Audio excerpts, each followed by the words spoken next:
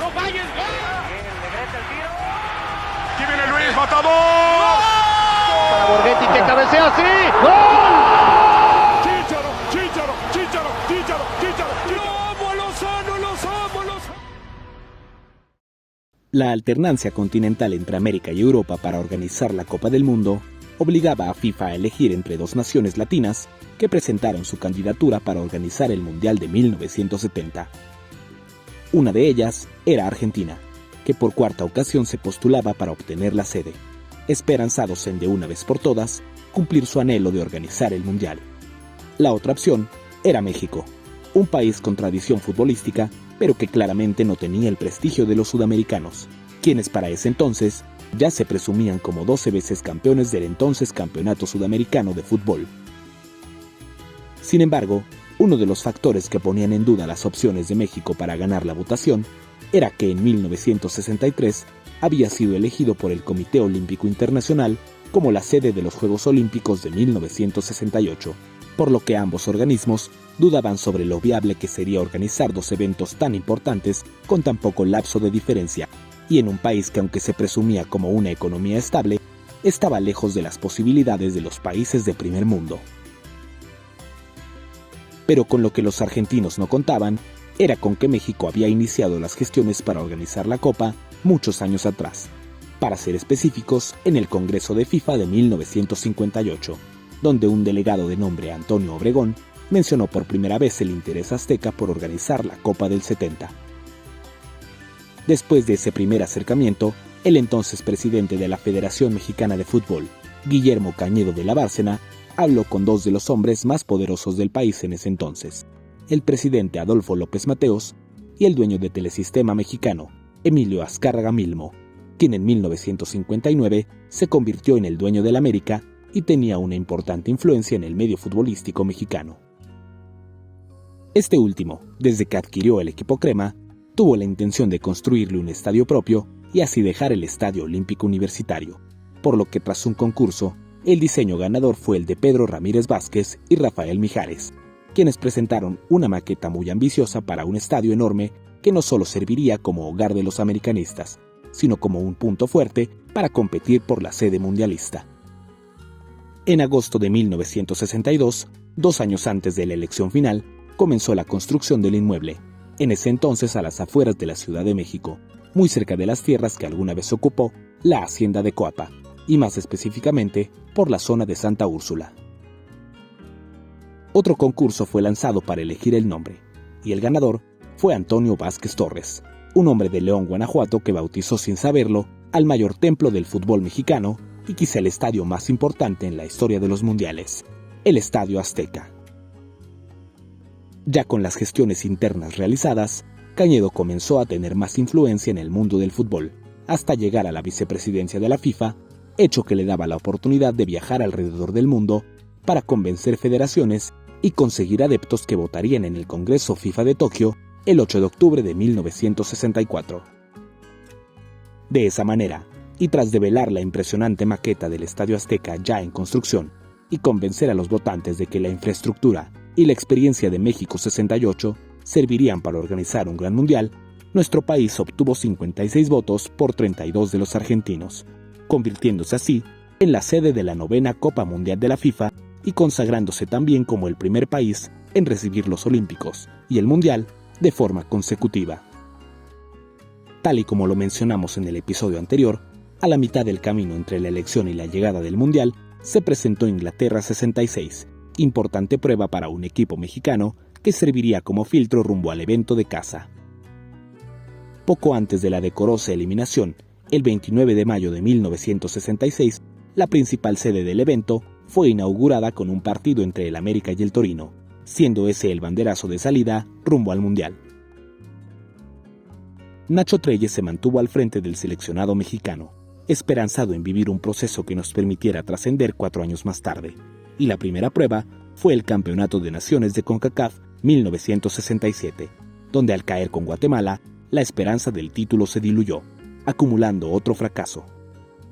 La ausencia de las eliminatorias obligaba a la selección a tener un largo repertorio de partidos de preparación ante rivales de gran exigencia como la Unión Soviética o Bielorrusia en Europa y torneos amistosos en casa, como aquel llamado Tercer Torneo de la Ciudad de México, donde el tricolor fue dirigido por Raúl Cárdenas, ya que Ignacio Treyes se combinaba su puesto como seleccionador con el de entrenador del Toluca, que cabe mencionar, dominaba la liga por esos años.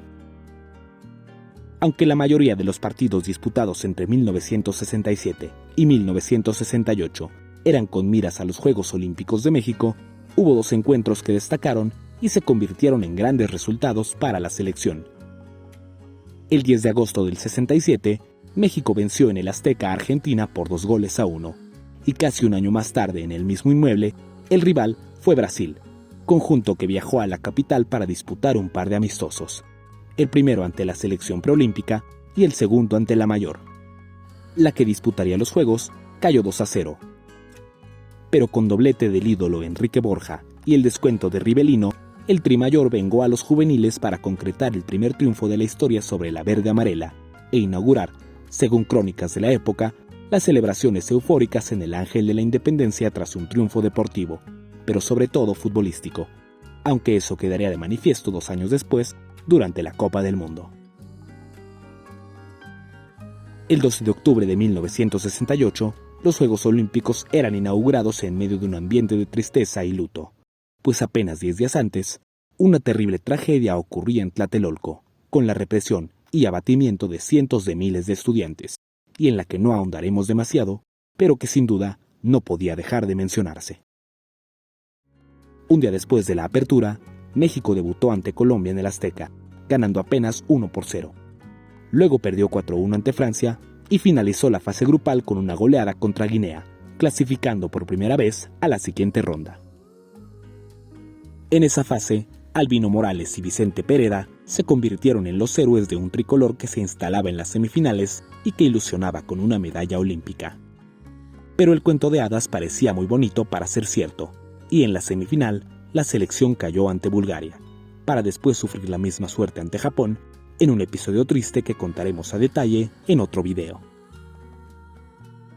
Con el fracaso olímpico consumado, la mira ahora sí se centraba en llegar de la mejor forma posible al Mundial, por lo que cuando todavía no terminaban los Juegos, el tricolor viajó a Sudamérica de la mano de Cárdenas, para enfrentar una serie de partidos ante rivales del Cono Sur. Colombia, Perú, Chile, Uruguay y Brasil por partida doble serían las pruebas de un equipo que seguía con la base del 66 y que se perfilaba para mantenerse así rumbo al 70.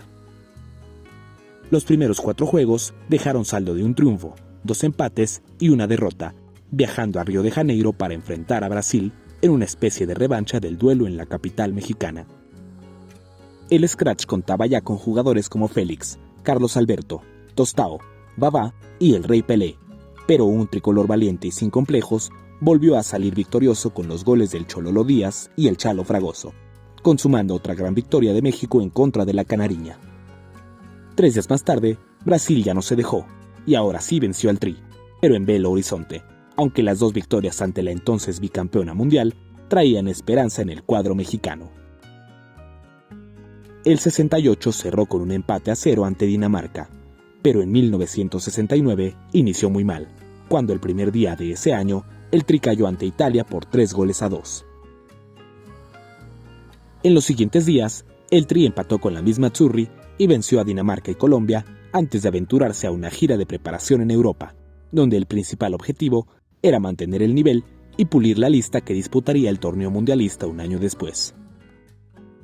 Lisboa, Luxemburgo, Bruselas, Sevilla, Malmö, Copenhague y Oslo serían las ciudades en donde el Tri enfrentaría a las selecciones locales entre el 6 de abril y el 8 de mayo de 1969. La gira trajo pésimos resultados con un solo triunfo ante los noruegos en el último partido y 2 empates a 0 ante Portugal y España. El resto fueron derrotas que no solo preocupaban por el resultado, sino que también por el pobre funcionamiento del equipo dirigido por Treyes y la marcada falta de gol, pues en esos 7 encuentros solo se pudieron anotar 4 tantos, ante lo que el auxiliar Raúl Cárdenas no dudó en exponer las carencias del equipo nacional.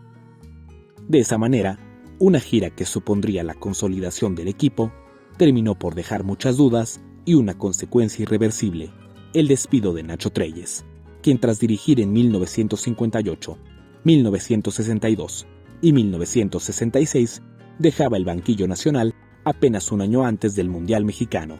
y su relevo natural, sin duda, era Cárdenas, el aprendiz del mejor técnico mexicano de la historia y sobre el que recaería la responsabilidad de llevar a buen puerto el barco mexicano. Perú fue el primer rival del flamante nuevo técnico en un par de juegos disputados en la Ciudad de México y León, perdiendo el primero y ganando el segundo, para después igualar contra el campeón del mundo Inglaterra en la misma cancha del Azteca, aunque unos días después los ingleses ya no perdonarían y golearían 4-0 a los tricolores. La llamada preselección mexicana disputó varios partidos ante clubes nacionales antes de disputar sus últimos duelos de preparación del año, ante Bélgica y Noruega, contándolos ambos como triunfos, y aunque se supone que el Tri debería encarar el Campeonato de Naciones de CONCACAF 1969, la federación decidió no exponer al Tri mayor y envió a competir a un cuadro B que se trajo un paupérrimo cuarto lugar. De esta forma llegaba por fin el año mundialista, y apenas a los 10 días del mes de enero, el Hotel María Isabel Sheraton en la capital mexicana abría sus puertas para decidir la suerte de los 16 clasificados al Mundial, y donde México esperaba por fin verse beneficiado para enfrentar rivales que le permitieran soñar con la clasificación. La hija de Guillermo Cañedo sería la encargada de sacar los nombres de cada país, divididos en 4 bombos, en ese entonces repartidos geográficamente. Europa 1 era donde se encontraban Alemania, Inglaterra, Italia y la URSS. En Europa 2 convivían Bélgica, Bulgaria, Checoslovaquia y Suecia. América traía los nombres del anfitrión, Brasil, Perú y Uruguay. Y por último, el resto del mundo, con El Salvador, Israel, Marruecos y Rumania. El resto era esperar que la suerte nos acompañara, y México quedó enclavado en el Grupo 1 junto a la Unión Soviética, Bélgica y El Salvador, y tras el que la selección definió su preparación para los últimos meses previos a la Copa. Los primeros 4 partidos se disputaron en febrero, 2 ante Bulgaria, 1 ante Suecia y otro ante la Unión Soviética, ya que en esa época no estaba prohibido medirse a los rivales de grupo previo a la cita mundial. 3 empates y solo un triunfo en el segundo duelo ante los búlgaros volvieron a encender las alarmas. Marzo trajo consigo otro encuentro ante Suecia y una serie de 4 partidos ante Perú, 2 en Lima y 2 en Ciudad de México y León, con 2 triunfos para la oncena azteca, 1 para los incas y un espectacular empate a 3 en la ciudad guanajuatense. Claro que también hubo varios partidos ante equipos mexicanos, como el que se jugó ante las Chivas en el Azteca, y donde varios jugadores rojiblancos buscaban ganarse un lugar. 3 días después del último duelo frente a los peruanos, Cárdenas publicó una prelista de 25 jugadores, de la que al final 3 serían descartados tras una semana de vacaciones en Acapulco, donde a pesar de haber libertades, también había ciertas reglas que Ernesto Cisneros y Gabriel Núñez no acataron, por lo que fueron expulsados del hotel por el cuerpo técnico y posteriormente separados de la selección, perdiéndose así el Mundial. 4 encuentros de preparación ante clubes fueron los últimos antes de compartir la lista de jugadores que disputarían el torneo, y en las que no se encontraban Isidoro Díaz ni el ídolo de la afición mexicana, Enrique Borja, aunque tras la presión voraz de aficionados y directivos, a Cárdenas no le quedó de otra que reintegrarlos a regañadientes. La lista de la primera selección mexicana que jugaría el Mundial en casa merece ser recordada nombre por nombre, equipo por equipo, por lo que a continuación la enlistamos.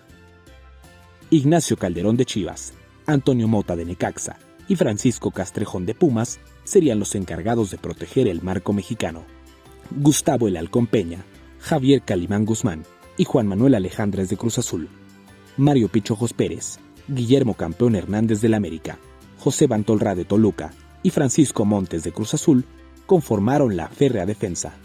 Antonio Munguía y Héctor Pulido de La Máquina, José Luis González y Mario Velarde de Pumas, el Chololo Díaz de León y Alberto Onofre de Guadalajara serían los elegidos para el medio campo, siendo el joven rojiblanco una de las máximas esperanzas para el combinado azteca,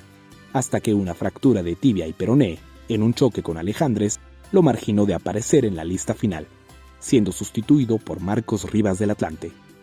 Esa terrible lesión le dejó varias secuelas físicas y psicológicas al talentoso volante jalisciense, que optó por retirarse a los 27 años dejando atrás solo un recuerdo de lo que pudo haber sido. Finalmente, los delanteros fueron el perdonado Borja, Javier Chalo Fragoso y Horacio López Salgado del América, Aarón Padilla de Pumas, Javier Valdivia de Chivas y Juan Ignacio Basaguren del Atlante. 22 futbolistas que perseguirían el sueño mundialista en casa.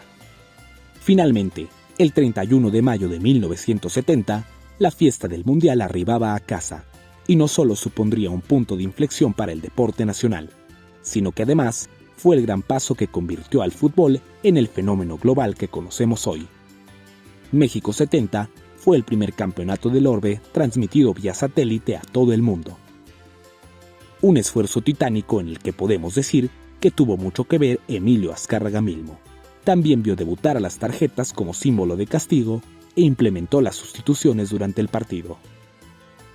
Fue el primer evento que tuvo su propio balón, el Telstar, auspiciado por Adidas, empresa que hasta hoy sigue siendo de los principales socios de FIFA. Juanito, segunda mascota de la historia, el primer álbum Panini y la pegadiza Fútbol México 70 son otros íconos de la Copa del Mundo de ese año que seguramente para muchos de los que no tuvimos la suerte de vivirlo, rápidamente nos evoca a él.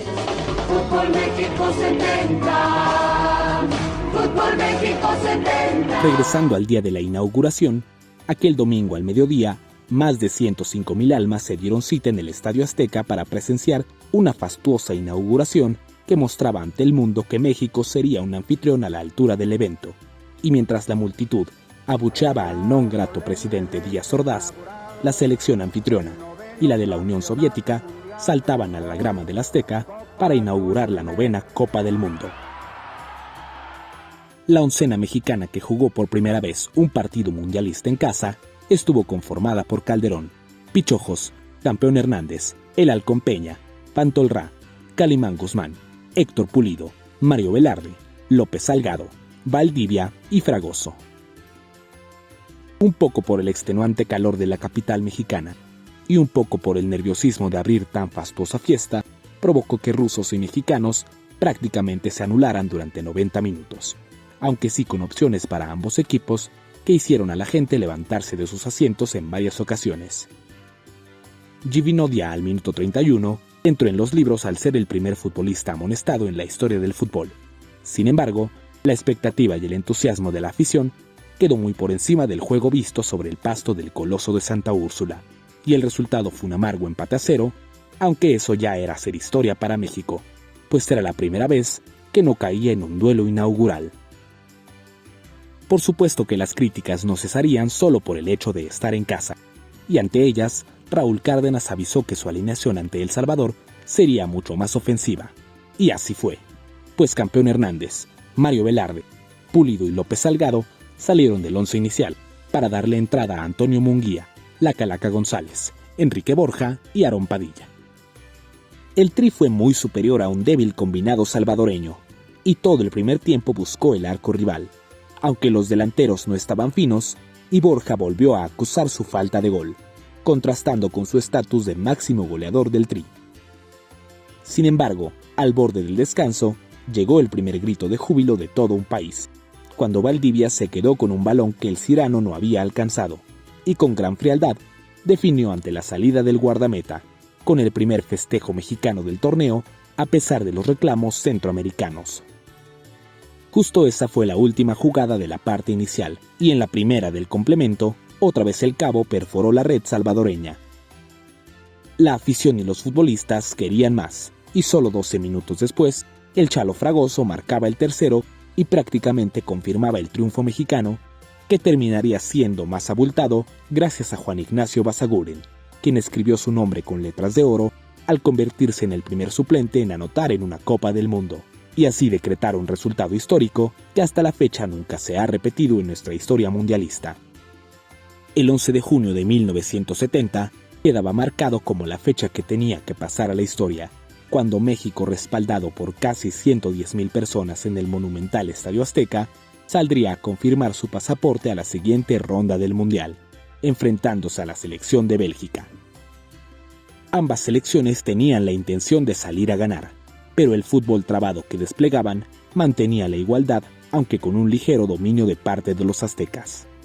Tanta insistencia local obtuvo su recompensa antes del cuarto de hora de partido, cuando una clara falta sobre Valdivia fue señalado por el colegiado, ante los eufóricos reclamos de los europeos y que en estos tiempos no pasarían desapercibidos.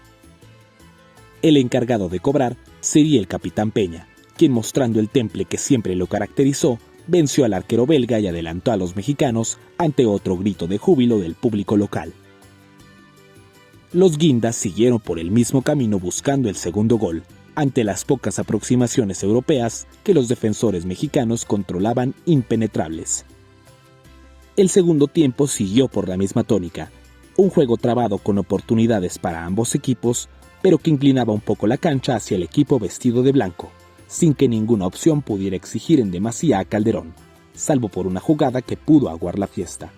cuando un remate apenas fuera del área chica fue despejado por el Calimán Guzmán, en uno de esos clásicos goles en defensa que son tan espectaculares como infravalorados.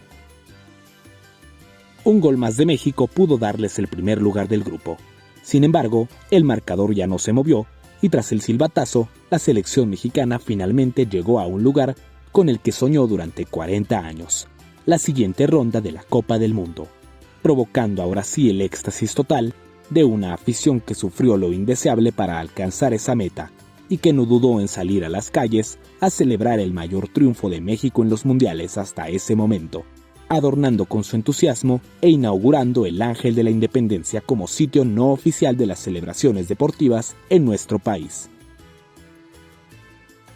Vale la pena abrir un paréntesis para recordar las sedes mundialistas y las inolvidables selecciones que se disputaron la Copa Jules Rimet hace más de 50 años en nuestro territorio.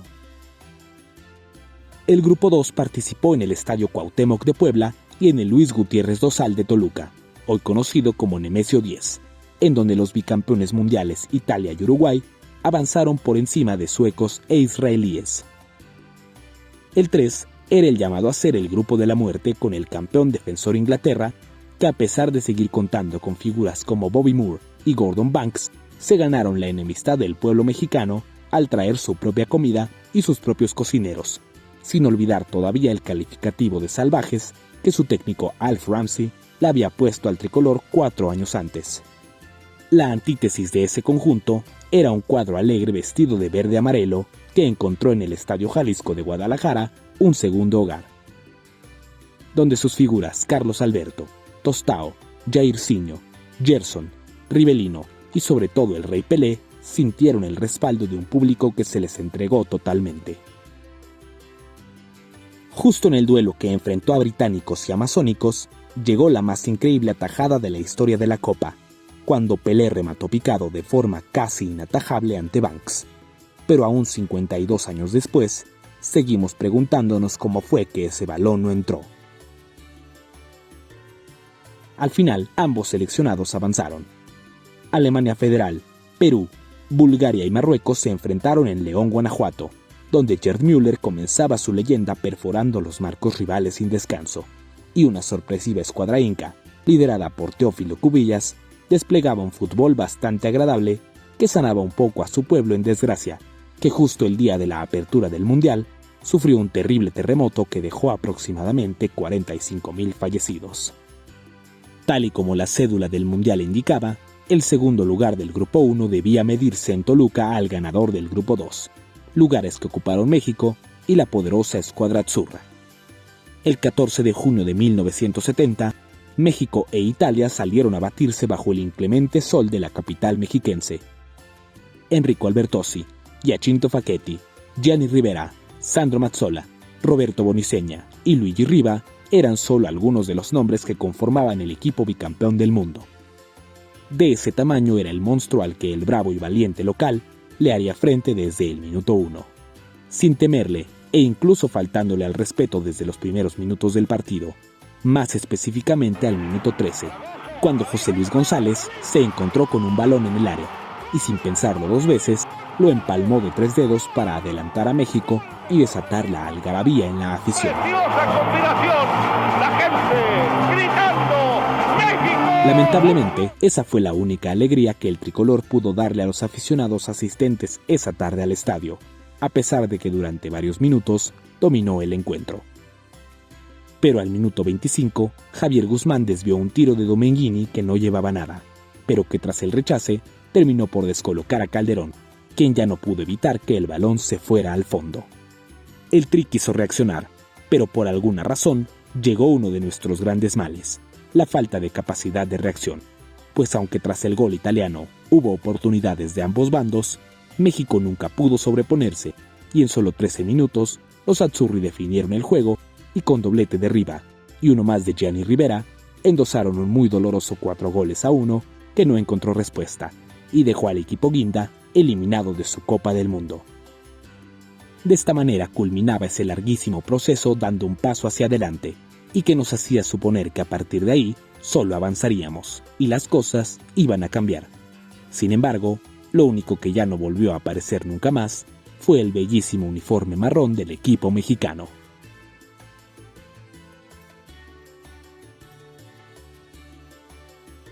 Italia avanzó a semifinales para entonces chocar con otro de los favoritos, Alemania Federal, en un partido que es ya un clásico de los campeonatos mundiales, pero que en ese entonces apenas vivía su segundo episodio. El escenario no podría ser otro que el majestuoso Estadio Azteca, completamente lleno. Bonissegna se encargó de abrir el marcador para los azzurri con un zurdazo que venció a Sepp Maier apenas al minuto 8, lo que presupuestaba un duelazo que por varios minutos fue dominado por la escuadra del país de la bota, quienes lograban secar el fabuloso ataque alemán liderado por Müller, ya sea con los defensores o con la maravillosa actuación de Albertossi.